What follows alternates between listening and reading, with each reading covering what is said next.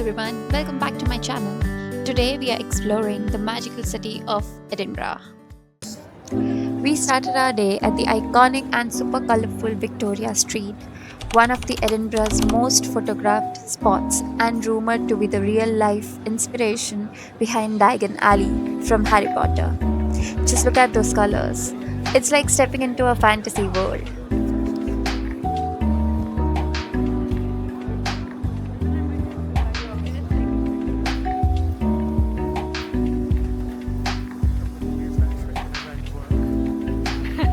Please don't.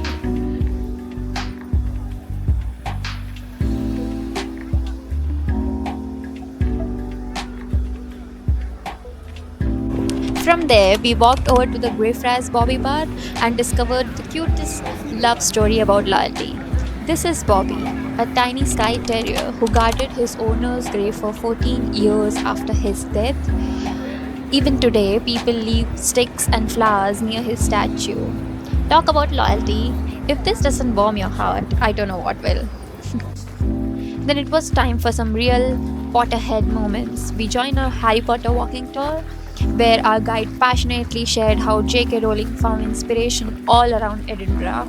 This particular cemetery, she took names directly from gravestones to build her characters. And right next to the cemetery is this George Heriot school, and this blew my mind because Rowling is believed to have gotten the idea of Hogwarts houses from here. The school actually has 4 houses, just like Hogwarts, and each one has its own crest, color, and system. Like, imagine going to a class being like, I am from Gryffindor, Heriot's red house, and how cool is that? Rayburn or Greyfriars. Now this time, as I go through the list, I'm going to ask you all to vote for your favourite. Now you are all entitled to vote in this part of the game, and I would love it if you all voted, please. But I'd love you all only to vote once, alright? This is not Russia. So, Josh, which do you go for? I went for the first option. You went for Lauriston. Okay, so you guys, Lauriston. Lauriston is green for Slytherin. For all of the naughty children. I didn't know it was. Don't panic, no, don't panic, because I can explain that you can change. I can explain that you can change. Castle is in fact blue for Ravenclaw, which is actually for all of the smart children. Rayburn is red for Gryffindor, for all of the brave children, which means that Greyfriars is yellow for Hufflepuff, for all of us other children. We are the friendly, loyal children, and we poke fun at ourselves because everyone else seems to do it for us otherwise. Now listen, you must never panic if this particular moment sorts you into the house you weren't after. We know that Harry Potter himself, it is recommended by the Sorting Hat he might make a great Slytherin. He says, no, I want to be in Gryffindor. You may always change. People love Gryffindor. They're very, very big fans of Gryffindor. And of course that's Rayburn here. And I can tell you now that Rayburn is actually where all 3 of J.K. Rowling's children went. Rayburn, the real-life Gryffindor, which explains perfectly why Gryffindor win everything in the Harry Potter series. She did build the characters from this cemetery.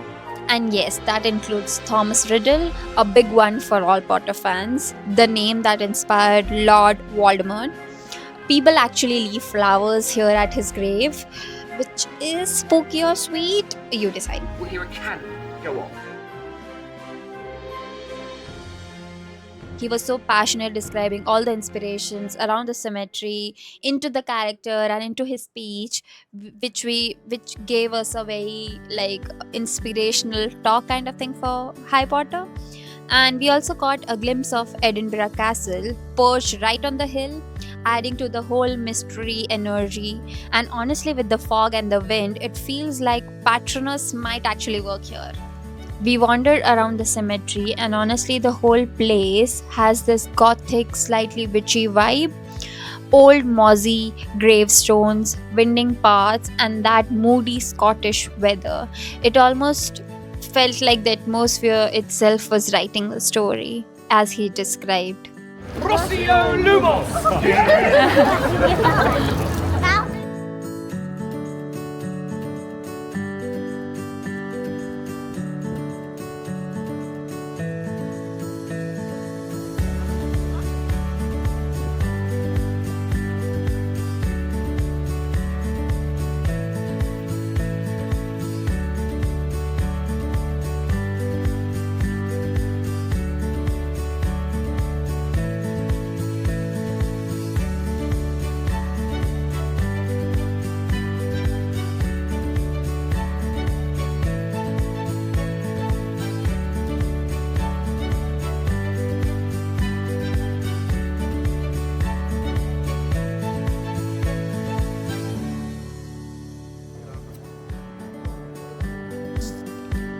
After all the spell casting and exploring beautiful architectural marvels, we loop back to the other end of the Victoria Street, where Rowling used to sit in cozy cafes and write parts of the Harry Potter books.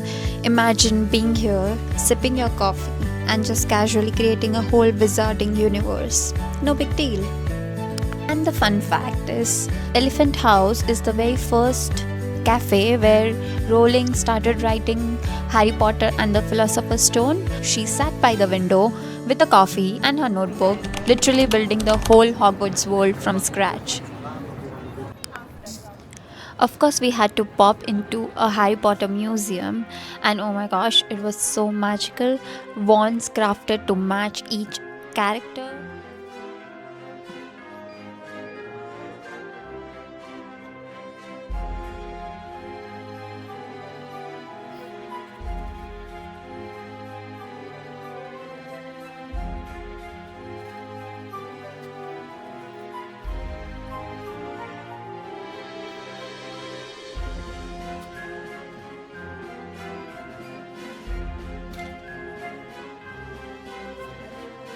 Shelves filled with crystals, little witchy corners, and my favorite, the owl figurines that reminded me of Gandhiji's three monkeys.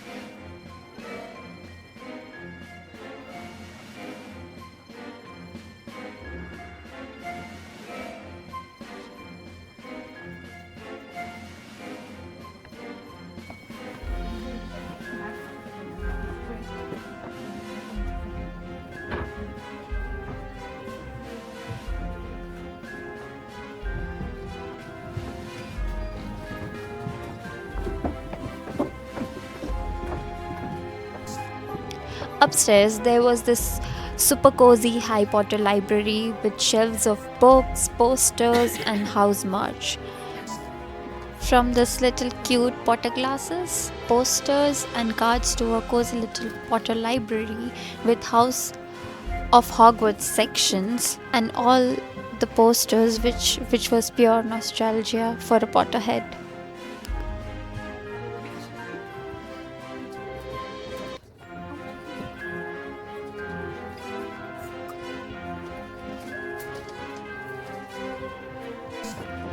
Then we reached the top level, the Chamber of Secrets. Clicked a few pictures and soaked in the magic, sorting ourselves under the hat.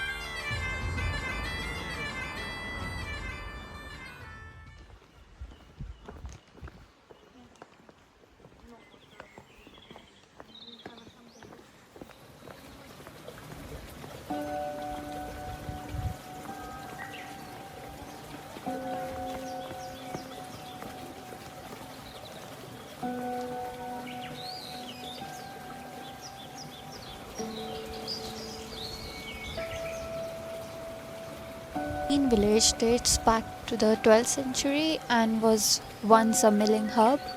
Today it's one of the Edinburgh's most picturesque hidden gems.